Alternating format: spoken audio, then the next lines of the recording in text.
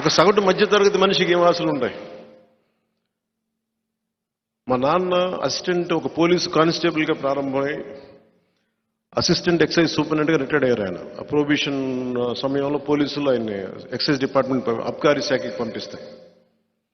మా నాన్నగారి కోరిక ఏంటంటే, నువ్వు కొంచెం డిగ్రీ చదివి నువ్వు ఎస్ఐగా కనుక నువ్వు ఉద్యోగం సంపాదించుకుంటే నువ్వు ఏదో కొంచెం సూపరింటెండెంట్ స్థాయిలో రిటైర్డ్ అవుతారని చెప్పాడు మా నాన్న. నా కోరిక అదే, మహా అయితే ఒక ఎస్ఐ ఉద్యోగం రాసి డిగ్రీ పూర్తి చేసి ఎస్ఐ ఉద్యోగానికి అప్లై చేద్దామని నా కోరిక. కానీ డిగ్రీ పూర్తి చేయలేము, అదొకటే దానివల్ల అయిపోయింది, ఎస్ఐగా చేయలేకపోయింది. మా నాన్నగారి కోరిక నెరవేర్చలేకపోయింది.